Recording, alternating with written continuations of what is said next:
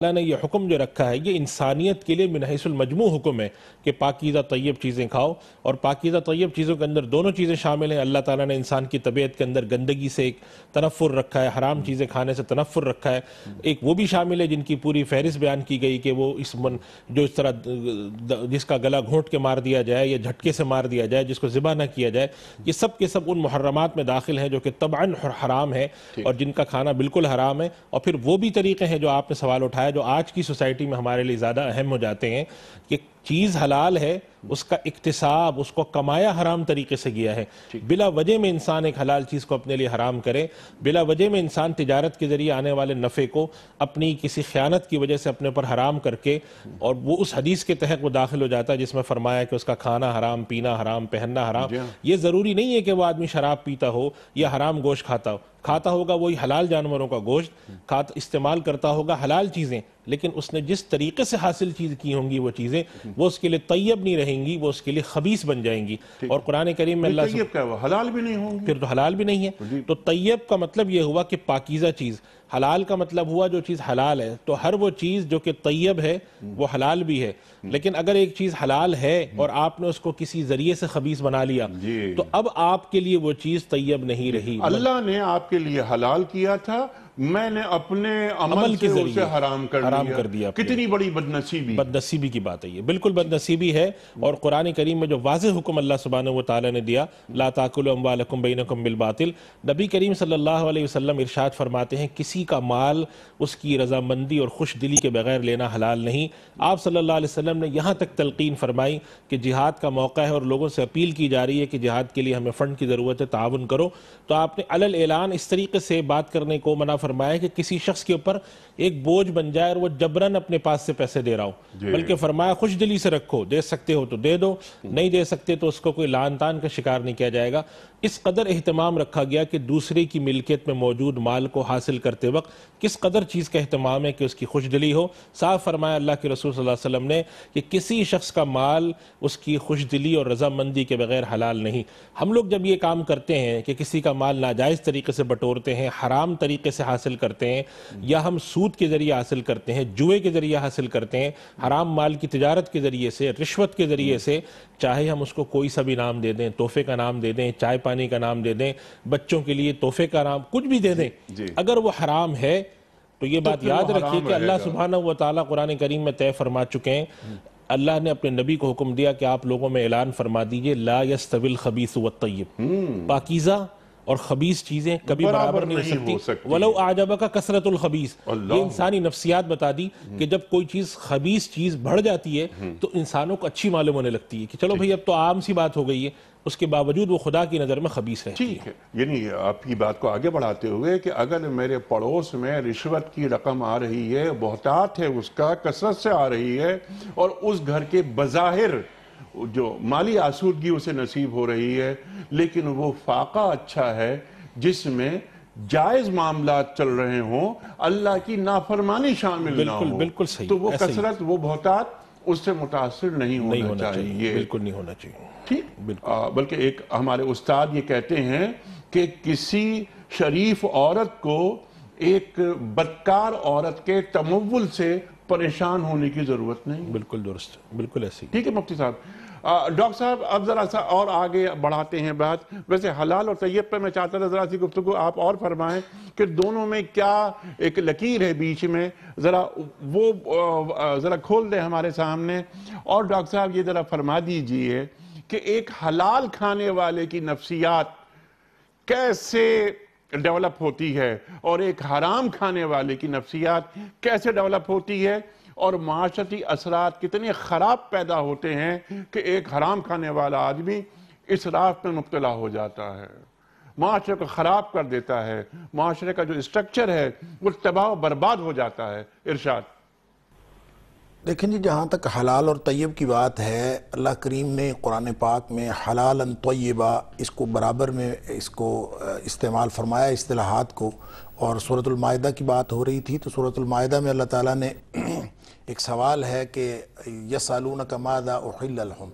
سوال کرتے ہیں کہ ان کے لیے کیا حلال ہے، تو آپ نے اس کا جواب یہ فرمایا کہ احل لکم الطیبات، کہ ان کے لیے طیبات ساری کی ساری حلال ہیں. اور اس کے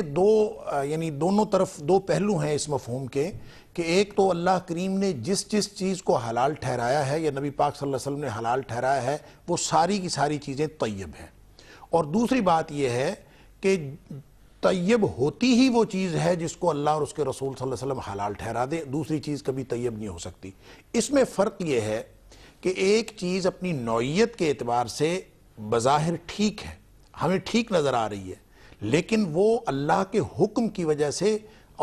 جب حرام ٹھہرا دی گئی تو اب وہ طیب نہیں ہے, وہ خبیث ہے. جیسا کہ مفتی صاحب نے فرمایا کہ وہ اللہ کا حکم جیسے منخنقہ گلا گھٹ کے مر گئی, اوپر سے گر کے مر گئی, سینگ لگ کے مر گئی, اس کو ذبح نہیں کیا گیا, جو ذبح کرنے کا طریقہ بتایا گیا اس طریقے سے ذبح نہیں کیا گیا, یا پھر اس کو لینے دینے کے معاملات میں ایسا حرام طریقہ اختیار کیا گیا, باطل طریقہ اختیار کیا گیا کہ باوجود وہ اپنی نوعیت میں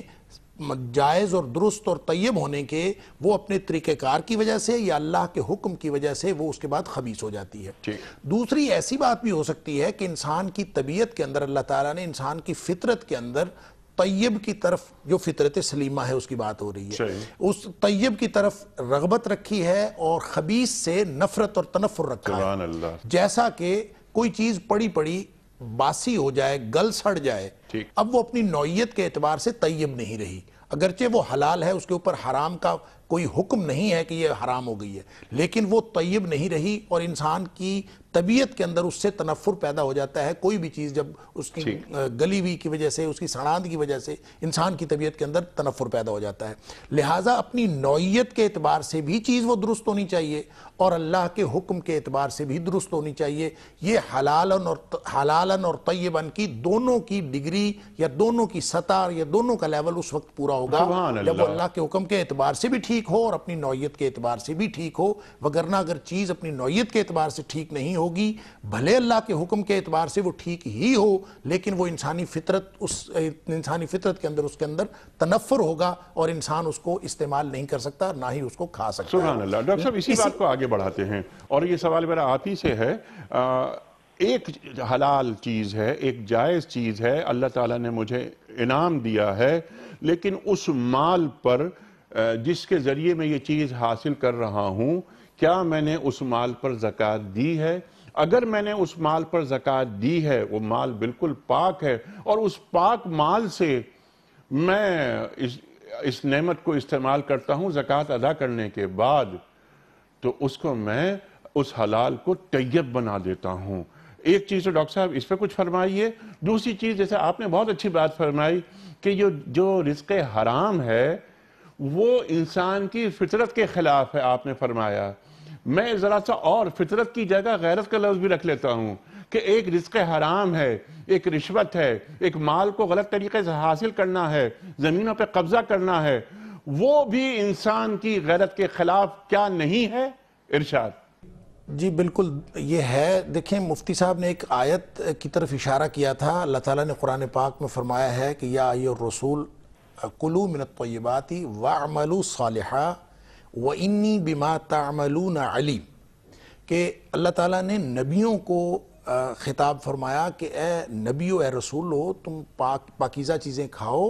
اور نیک عمل کرو. واعملوا صالحا, اور نیک عمل کرو. انی بما تعملون علیم, جو کچھ تم کرتے ہو مجھے خوب پتہ ہے. اب دیکھیں رسول سے زیادہ اچھا عمل اور صالح عمل کس کا ہو سکتا ہے؟ لیکن یہاں پہ اصل میں بتانا یہ مقصود ہے کہ پورا نظام زندگی جس عملی امتحان کے ساتھ منسلک ہے اس کے پس منظر میں حلال اور حرام بنیادی رول ادا کرتا ہے, بنیادی کردار ادا کرتا ہے. اگر کوئی شخص اس کا طریقہ کار کے اعتبار سے باطل ہو یا اپنی نوعیت کے اعتبار سے وہ اللہ کی حرام کردہ چیزوں میں مبتلا ہو, تو وہ کبھی بھی اس کے اعمال اور اس کا کردار صالح ہو ہی نہیں سکتا. اس کے صالح کردار کے لیے لازمی ہے کہ اس کے پس منظر میں رزق حلال کا ہو اور اس کا طریقہ کار بھی حلال اور حق طریقہ جو اللہ کریم نے بتایا ہے نبی پاک صلی اللہ علیہ وسلم کے ذریعے سے اس کو اپنایا گیا ہو. اگر وہ نہیں اپنایا جاتا تو اس کا پورا نظام زندگی اس سے متاثر ہوتا ہے اور اس کے اعمال کبھی صالح رہ ہی نہیں سکتے. لہٰذا ایک تو بات یہ ہے کہ انسان کا یہ جو اعمال کا تعلق ہے اس کا صرف دنیا کی ان معاملات سے اور معاشرت کے ساتھ تعلق نہیں ہے، اس کا تعلق آخرت کے ساتھ بھی ہے، اس کا تعلق انفرادی طور پر اچھے کردار کے ساتھ بھی ہے۔ کوئی شخص اگر حلال اور حرام کی تمیز نہیں کرتا تو اس کے آپ دیکھیں گے کہ اس کی شخصیت کے اوپر انفرادی طور پر بھی اثرات مرتب ہوں گے، اور اس کی فطرت اس کو صرف اس صورت میں قبول کر سکتی ہے اگر وہ فطرت ڈیمیج ہوئی فطرت ہے، بگڑی ہوئی فطرت ہے۔ اگر وہ فطرت سلیمہ ہو تو وہ کبھی حرام کو قبول کر ہی نہیں سکتی۔ اللہ تعالیٰ نے یہ انسان کے اندر ایک ایسا پیمانہ رکھا ہے۔ دیکھیں نبی اکرم صلی اللہ علیہ وسلم نے فرمایا کہ جس دسترخوان کے اوپر حرام چنا ہوا ہو، جس دسترخوان کے اوپر شراب رکھی ہوئی ہو، آپ بھلے اس کو استعمال نہیں کر رہے، آپ نے فرمایا کہ ایسے دسترخوان پر نہ بیٹھو۔ نبی اکرم صلی اللہ علیہ وسلم نے منع فرمایا۔ اس کی وجہ یہ ہے کہ حرام سے مومن کی طبیعت اور ایک صالح فطرت انسان کی طبیعت ویسے ہی ابا کرتی ہے، اس کا انکار کرتی ہے، اس کے اندر تنفر ہوتا ہے، لہٰذا وہ وہاں نہیں بیٹھتا۔ پورا نظام زندگی متاثر ہو جاتا ہے جب حلال اور حرام مکس ہوتا ہے۔ نبی اکرم صلی اللہ علیہ وسلم نے فرمایا یاتی علی الناس زمان، بخاری شریف کی حدیث ہے کہ لوگوں کے اوپر ایک ایسا زمانہ آئے گا کہ لوگ اس بات کی پرواہ ہی نہیں کریں گے کہ جو آ رہا ہے وہ لا یبال المرء، آدمی اس بات کی پرواہ ہی نہیں کرے گا ما اخذ منہ ام من الحلال ام من الحرام، وہ حلال سے آ رہا ہے کہ حرام سے آ رہا ہے، بس آنا چاہیے۔ اور پیسہ، مال، ہر چیز استعمال کی چیز ہو، کھانے کی چیز ہو، بس اس کے اندر اضافہ ہونا چاہیے، حلال سے آتا ہے یا حرام سے آتا ہے، اس کی کوئی پرواہ نہیں کریں گے۔ اور جب اس کی پرواہ نہیں کریں گے تو ظاہر سی بات ہے اس کا پہلا اثر انسان کے کردار پر پڑتا ہے، اور جب ایک انسان کے انفرادی کردار پر اس کا اثر پڑتا ہے تو پورے معاشرے کے اوپر اس کا اثر پڑتا ہے۔ تو کبھی ہو ہی نہیں سکتا جس معاشرے کے اندر اور جس فرد کے پاس اس کے اپنے ذات میں حرام اور حلال کا خیال نہ رکھا گیا ہو۔ صرف معاشرے کی بات نہیں بلکہ ایک حدیث نبی اکرم صلی اللہ علیہ وسلم فرمایا، ترمذی شریف کی حدیث ہے، ابن ماجہ میں اور نسائی میں بھی موجود ہے، نبی پاک صلی اللہ علیہ وسلم فرمایا ان اطیب ما اکلتم من کسبکم، بہترین کمائی جو پاکیزہ ترین ہو سکتی ہے وہ ہے جو تم اپنے ہاتھ سے کماتے ہو۔ لیکن ساتھ فرمایا وَإِنَّ أَوْلَادَكُمْ مِنْ كَسْبِكُمْ، تمہاری جو اولاد ہے نا وہ بھی تمہاری کمائی ہے۔ کیا مطلب؟ اگر تم حرام کی کمائی کھاتے ہو تو کبھی بھی کوئی ایسی اولاد کی توقع نہ کرو جو حلال زادوں والے کام کرے گا، کیونکہ اگر تم حرام کاری اور حرام خوری کے اثرات نسلوں تک جاتے ہیں، اور تمہاری نسل بھی ویسی ہی پیدا ہوگی جیسا کہ تم نے رزق ان کو کھلایا ہے، جیسا تم نے رزق کا اہتمام کیا ہے ویسی ہی تمہاری نسل پیدا ہوگی۔ لہٰذا یہ کہ کوئی ایک جہت نہیں ہے، کوئی ایک سمت نہیں ہے جو حرام خوری یا حرام طریقہ کار کو اختیار کرنے کے بعد اثرات مرتب ہوتے ہیں، بلکہ یہ ملٹی ڈائمینشنل ہمہ جہت قسم کے اثرات رکھتی ہے۔ پورا معاشرہ اخلاقی طور پر، نفسیاتی طور پر تباہ ہوتا ہے، کردار بگڑتے ہیں، معاشرے بگڑتے ہیں، صرف افراد نہیں بگڑتے، پورے معاشرے بگڑتے ہیں، اور ساتھ ہی ساتھ آخرت بگڑتی ہے۔ نبی اکرم صلی اللہ علیہ وسلم نے فرمایا جس شخص کے جسم کے اندر حرام چلا گیا وہ اس فنار اولا بہی من نبت لحمہ من السحت، یہ اس کا جسم پلا حرام سے ہے، وہ جنت میں جا کیسے سکتا ہے؟ فنار اولا بہی، وہ ہے ہی اسی قابل کہ وہ جہنم میں جائے۔ لہٰذا دنیا ہی نہیں بگڑتی، آخرت بھی بگڑتی ہے۔ اور پھر ایک بات میں اور کر کے میں بات ختم کرتا ہوں، جیسے نبی اکرم صلی اللہ علیہ وسلم نے فرمایا کہ بعض اوقات ہم حلال کا اہتمام کر رہے ہوتے ہیں لیکن اس میں تھوڑا بہت کہیں سے کسی طریقہ کار کی وجہ سے یا کسی بھی ہماری کوتاہی کی وجہ سے حرام شامل ہو جاتا ہے، اور جب وہ حرام شامل ہو گیا، آپ نے باقاعدہ ابن عمر رضی اللہ تعالیٰ اس کے راوی ہیں، آپ نے فرمایا کہ نبی اکرم صلی اللہ علیہ وسلم فرمایا مثال کے طور پر کسی شخص نے اگر کوئی 10 درہم کا کپڑا خریدا اور کپڑا خرید کے اپنے اوپر پہن لیا اور اس میں سے 1 درہم حرام کا تھا، 9 حلال کے تھے، اور آپ نے فرمایا کہ جب تک وہ کپڑا اس کے اوپر رہے گا اللہ تعالیٰ اس کی کوئی نماز اور دعا قبول نہیں کرے گا۔ لم يقبل اللہ صلاۃ ما دام علیہ، جب تک وہ کپڑا استعمال ہوتا رہا گویا وہ حرام چل رہا ہے، وہ 9 حصے حلال کے وہ اس کے اوپر تاثیر نہیں چھوڑ سکتے جب تک اس کے اندر حرام کی مداخلت موجود ہے۔ اللہ اکبر۔ اور اس حرام کی رقم سے ہم نے یہ بھی دیکھا ہے کہ آپ نماز کی بات کر رہے ہیں کہ لوگ عمرے اور حج پہ چلے جاتے ہیں، بہرحال یہ ان کا اور اللہ کا معاملہ ہے کہ اللہ انہیں بلاتا ہے، وہ جاتے ہیں اور اس یقین کے ساتھ جاتے ہیں کہ اللہ ہماری عبادتوں کو قبول کر رہا ہے۔ ڈاکٹر صاحب ایک بات جو فرمائی کہ دنیاوی زندگی اور اخروی زندگی، اللہ کے رسول فرما رہے ہیں صلی اللہ علیہ وآلہ وسلم کہ وہ جسم جو حرام کے ذریعے پلا ہو وہ جنت میں جا ہی نہیں سکتا۔ ایک بات یہ ضرور ناظرین تک پہنچنی چاہیے کہ پیٹ میں حرام چلا گیا۔ دوسری بات ہے کہ میں ہیڈ آف دی فیملی کی حیثیت سے بیوی بچوں میں حرام پہنچا رہا ہوں، کھلا رہا ہوں، اور میں یہ سوچتا ہوں کہ یہ حرام کھلانے کے بعد میری بیوی مجھ سے وفادار رہے گی، بچے میرے سعادت مند رہیں گے۔ یہ کیسے ممکن ہے؟ تیسری چیز میں چاہتا ہوں کہ آپ اور ڈاکٹر صاحب تعلیم کریں، ضرور تعلیم کریں اس بات پر کہ جتنا رزق ہر شخص کو ملنا ہے، مجھے، آپ کو، اسد ایوب کو، زندگی میں وہ مل کے رہے گا۔ موت سے پہلے میرا حصے کا رزق مجھے مل جائے گا، تو مجھے اپنا اللہ خود نہیں بننا ہے۔ جس وقت مجھے وہ رزق اللہ نے لکھا ہے، اس سے پہلے میں حرام شکل میں وہ رزق حاصل کر رہا ہوں۔ یہ رزق تو مجھے ملنا ہی تھا، میں نے کیوں یہ شرک کیا اور اللہ تعالیٰ کی جو رزاقیت ہے اس میں کیوں دخل انداز ہوا؟ ارشاد۔ دیکھیے، دو تین باتیں آپ نے فرمائی ہیں۔ پہلی بات تو یہ ہے کہ حرام کے اثرات، جی، میں یہ بات ضرور عرض کروں گا، ہر آدمی کو چاہیے کہ وہ اپنی اولاد کو یہ بات سکھائے، بیٹوں کو سکھائے حلال کمانے کا، جی، اور بیٹیوں کو سکھائے کہ اگر تمہارے گھر میں تمہاری شادی کے بعد شوہر حرام لاتا ہے تو تم اس سے کہہ دو کہ میں سادہ کھا لوں گی، موٹا جھوٹا کھا لوں گی، جی، زندگی بہت سادہ بسر کر لوں گی، مگر حرام نہیں کھاؤں گی۔ ٹھیک، اکثر اوقات یہ بات دیکھی جاتی ہے کہ معاشرے کی جو دباؤ کی وجہ سے لوگ حرام کی طرف جاتے ہیں، ان کو یہ ہوتا ہے کہ بھئی ہمارے گھر میں فلاں چیز نہیں، فلاں چیز نہیں، اور جو لوگ یہ سوچ کر، جو بیوی یہ سوچ کر اپنے شوہر کی مدد کرتی ہے کہ آپ حرام نہ کمائیں، یقین کریں وہ اللہ تعالیٰ کے یہاں اس کی جنت میں جانے کے لیے یہ بات کافی ہے کہ وہ اپنے شوہر کی مدد کرتی ہے۔ حدیث شریف میں ایسی بیوی کی تعریف آئی ہے جو اپنے شوہر کے خیر کے کاموں میں مدد کرے۔ ایک تو یہ بات ہے۔ حرام لقمہ جیسے ڈاکٹر صاحب نے فرمایا جب جاتا ہے تو اس کا صرف ایک اثر نہیں ہوتا، اس کے بہت ہمہ جہت اثرات ہیں۔ اولاد کا نافرمان ہونا اس میں داخل ہے، اپنی آخرت برباد کرنا۔ آپ حرام کا لقمہ جب اولاد کو کھلاتے ہیں اور اولاد کی تربیت کرتے ہیں، ان کے لیے آپ مال و جائیداد چھوڑ کے جاتے ہیں، تو آپ تو ان لوگوں میں سے ہوئے جنہوں نے دوسروں کی دنیا کے لیے اپنی آخرت برباد کی۔ اس سے بڑا گھاٹے والا کون آدمی ہے جو دوسرے کی دنیا کے لیے اپنی آخرت برباد کرے؟ تو ایک بات یہ ذہن میں رکھیں۔ اچھا، میں آپ ہی کی بات کو ذرا آگے بڑھاتے ہوئے، آپ نے بہت عمدہ بات اٹھائی کہ جو بیوی ہے ہماری وہ یہ کہہ دے کہ جناب والا اس گھر میں حرام نہیں آئے گا، میں اپنے بچوں کے پیٹ میں اور اپنے پیٹ میں حرام نہیں ڈالوں گی۔ ایک بات تو یہ، اور جب بیوی نے یہ بات کہہ دی شوہر سے تو پھر وہ حرام کے دروازے بند ہو جاتے ہیں۔ ایک بات یہ۔ دوسری بات یہ کہ اولاد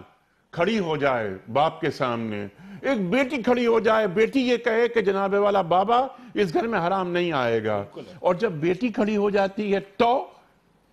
باپ جگہ سے ہل جاتا ہے، اس کے قدم کانپ جاتے ہیں کہ میری بیٹی نے مجھ سے یہ بات کہی۔ تو آج ہمارے گھروں میں اگر کسی گھر میں حرام آ رہا ہے تو یہ ذمہ داری اس اہل خانہ کی بھی ہے کہ وہ روکیں اور کھڑے ہوں اور اپنے باپ کے ہاتھ پکڑیں کہ حرام نہ کمائیں، اور اس طرف توجہ دلانی۔ دیکھیں یہ بات تو ساری ہے، میں اور آپ کی تلقین خارجی تلقین، ایک داخلی تلقین بھی بہت ضروری ہے، اور اس پر اللہ کے یہاں ان کو اجر ملے گا۔ ایک اور جو نکتہ ہے آپ نے جو اٹھایا تھا کہ انسان رزق کے لیے انسان کو جتنا اللہ نے دیا ہے، یہ بات یاد رکھیں کہ حلال کمانے کی جائز کوششیں کرنا شریعت کی طرف سے پسندیدہ چیز ہے۔ اگر انسان اپنے سارے احکام پورے کرتا ہے، خدا کی عبادات، فرائض کی تکمیل کے ساتھ حلال کمانے کی کوشش کرتا ہے، بالکل جائز ہے اس کے لیے۔ اور اس کے لیے جیسا کہ ڈاکٹر صاحب نے حدیث بھی سنائی کہ سب سے بہترین طیب رزق وہ ہے جو تم اپنی کمائی سے حاصل کرتے ہیں، اس میں کوئی ممانعت نہیں ہے، لیکن اس چیز کی کوشش ضرور کریں، اور یہ بات ذہن میں رکھیں کہ جتنا نصیب میں ہے اس سے زیادہ آپ کو مل نہیں سکتا، اور جو اللہ نے وقت مقرر کیا اس سے پہلے مل نہیں سکتا، کیونکہ رزق ہمیں ایسے ڈھونڈتا ہے جیسے موت ڈھونڈتی۔ تو اس وجہ سے کوشش اپنی جائز کی طرف جاری رکھیں۔ یہ بات ضرور ہو سکتی ہے کہ آپ کی اپنی کوششوں میں کوئی خرابی ہو، آپ اپنی تدابیر میں کوئی غلط تدبیر اختیار کرتے ہیں جس سے آپ کے رزق میں اضافہ نہیں ہو پا رہا، لیکن یہ نہیں ہے کہ اگر آپ کی تدبیر غلط تھی یا آپ کی کوششیں غلط تھیں تب آپ کہیں کہ بھئی چونکہ میرے پاس اب حلال آ نہیں رہا ہمیں حرام کمانا شروع کر دوں۔ یہ کام بالکل نہ کریں، اپنی جائز کمانے کی کوشش کریں، جائز وسائل کو بڑھائیں، جائز ذرائع کی طرف جائیں، اپنے آپ کو حالات کے لحاظ سے اپنے آپ کو اس قابل کریں کہ آپ کے پاس آمدنی حلال زیادہ ہو، حرام نہ کمائیں۔ دین انسان کو، مسلمان کو مفلس دیکھنا نہیں چاہتا۔ آپ نے کیا اچھی بات کہی۔ اچھا، ہم یہاں پر قرآن و سنت کی بات کرتے ہیں عام طور پر، اور یقیناً ہمیں کرنی چاہیے کیونکہ ہماری بنیاد ہے یہ، اور اس حوالے سے ہم بنیاد پرست ہیں، اور ہمیں یہ بات ہم اس کو اعزاز سمجھتے ہیں اپنے لیے. لیکن ذرا میں بل گیٹس کا ایک جملہ یہاں پیش کرنا چاہتا ہوں. خواتین و حضرات، جو بات مفتی صاحب نے بھی فرمائی اس پر مجھے یاد آیا بل گیٹس کا جملہ. بل گیٹس یہ کہتے ہیں کہ اگر تم کسی غریب گھر میں پیدا ہوئے تو تمہارا کوئی قصور نہیں، لیکن اگر تم غریب گھر میں مر گئے تو پورا تمہارا قصور ہے. انسان دنیا میں آتا ہے دنیا کو کمانے کے لیے، لیکن دنیا اس طرح کمائی جائے کہ اللہ اور اللہ کے رسول صلی اللہ علیہ وآلہ وسلم کی نافرمانی نہ ہو. رزق حلال. ڈاکٹر صاحب لاسٹ منٹ ارشاد فرما دیجئے، ایک سوال بس میں رکھنا چاہ رہا ہوں کہ وہ شخص جو ہمارے محلے میں، ہمارے آفس میں، ہمارے ارد گرد حرام کھاتا ہے، اس کی عزت ہم کیوں کرتے ہیں؟ دیکھیں جی، بات یہ ہے کہ یہ تو اس پرسیپشن اور اس تصور کی بات ہے جو ہمارے ذہنوں کے اندر جاگزیں ہوا پڑا ہے. اگر ہمیں اللہ اور اس کے رسول صلی اللہ علیہ وسلم کے احکام عزیز ہیں اور اگر ہم نے ان کو اپنے دل و دماغ میں بٹھایا ہوا ہے تو سوال ہی پیدا نہیں ہوتا کہ آپ کسی رزق حرام سے متاثر ہو جائیں، چاہے وہ کثرت ہو. وَلَوْ أَعْجَبَكَ كَثْرَةُ الْخَبِيثِ، جیسے قرآن نے کہا اور مفتی صاحب نے حوالہ دیا پہلے کہ جتنی مرضی کثرت ہو آپ اس سے نہ متاثر ہو سکتے ہیں اور نہ آپ اس کی عزت کر سکتے ہیں. نبی اکرم صلی اللہ علیہ وسلم نے تو اتنی بات فرمائی ہے کہ یہ تو حلال اور حرام تو بہت ہی سخت معاملہ ہے اور بہت آگے کا معاملہ ہے. نبی پاک صلی اللہ علیہ وسلم نے یہ فرمایا ہے کہ دین کے اندر کوئی نئی بات پیدا کرنے والا اگر کوئی شخص ہو اور اس کی آپ عزت کریں، تو جس نے ایسے شخص کی عزت کی جس نے دین میں نئی بات پیدا کی، تو نبی پاک صلی اللہ علیہ وسلم فرمایا اس نے تو اسلام کی عمارت کو ڈھا دیا. سبحان اللہ، تو سبحان جو اللہ. اللہ کے قوانین موجود ہیں حلال اور حرام کے، اور اس کی کوئی شخص اگر پامالی کرتا ہے اپنے کردار سے، اپنے قول سے، اپنے رویے سے، تو اس سے بڑی بدبختی اور اللہ کی طرف سے وعید اور عذاب کے علاوہ اور کیا بات اس کے سبحان لائق ہو اللہ، سکتی سبحان ہے. اللہ. اور ڈاکٹر لیکن صاحب اس کہ میں میں یہاں ایک وہ بات لوگ عرض کروں جو کہ اس دور رزق میں حلال بھی حلال کما رہے ہیں ان کے پاس جانا چاہیے، ان کے پاس بیٹھنا چاہیے، اور اپنی اولاد کو بھی ان کے پاس لے کر جانا چاہیے. انیق صاحب ایک بات میں عرض کرنا چاہتا ہوں کہ نبی پاک صلی اللہ علیہ وسلم نے فرمایا کہ جو شخص رزق حلال کے لیے، حلال رزق کمانے کے لیے ایسی جگہ کھڑا ہے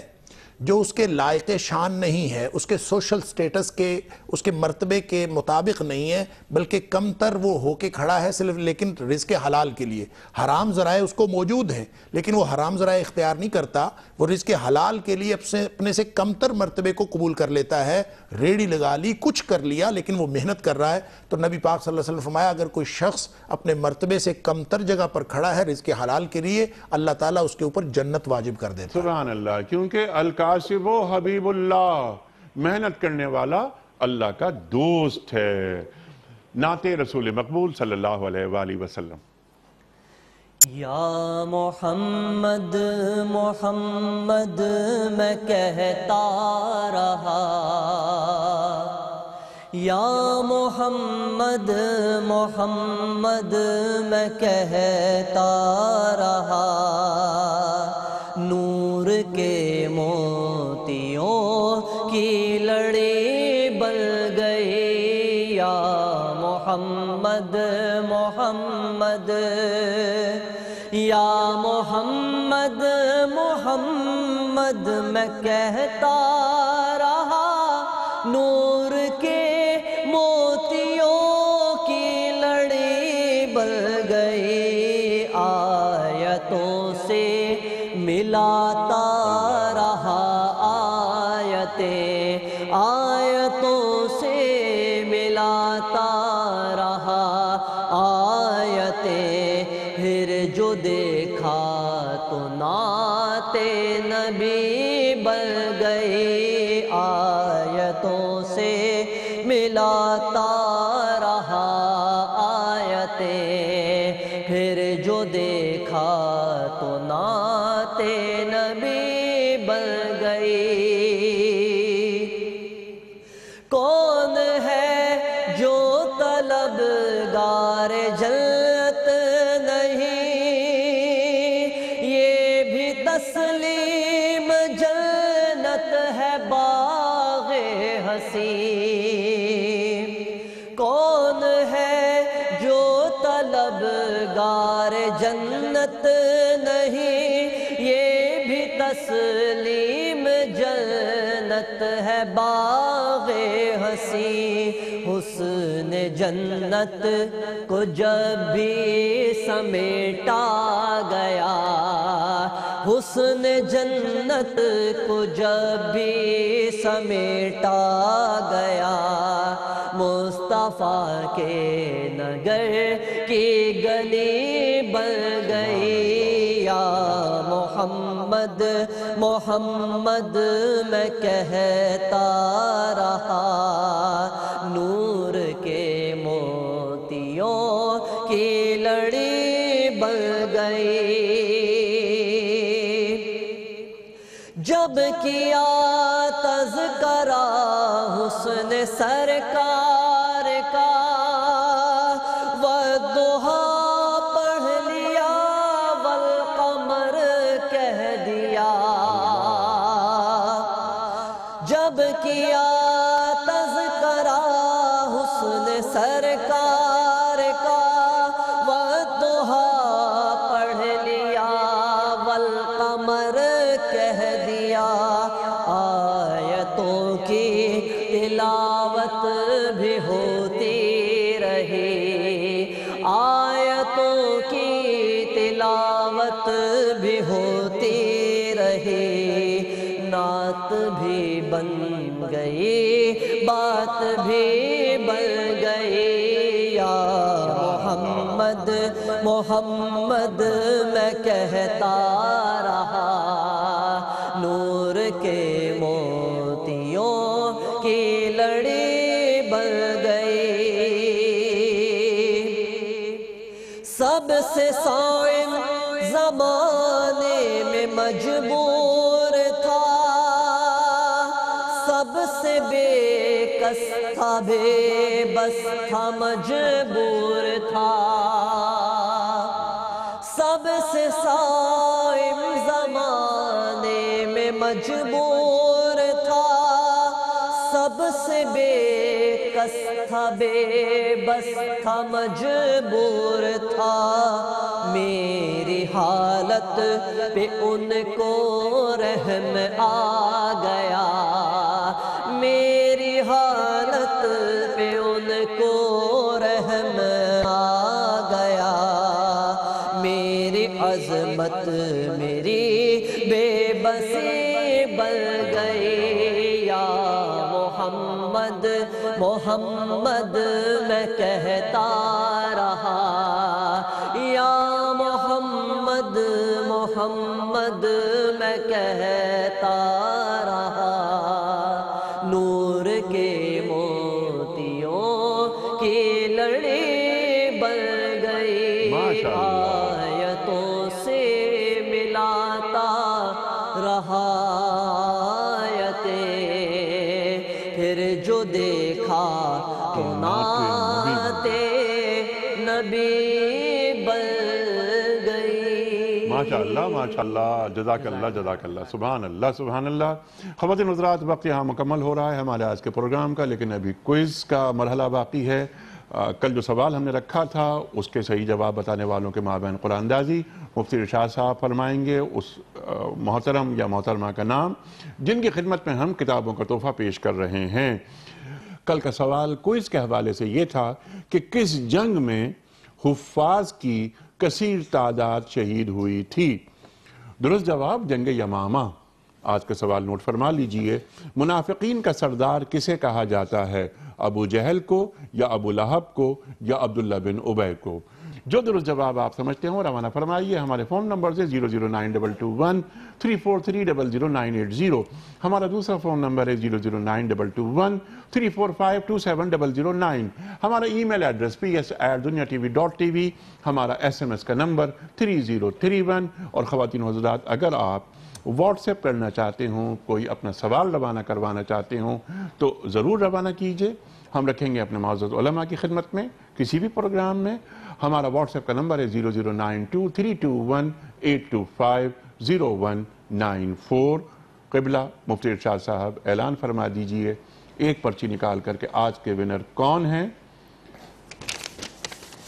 جناب والا محمد سعد ایوب سیالکوٹ محمد سعد ایوب صاحب سیالکوٹ سے،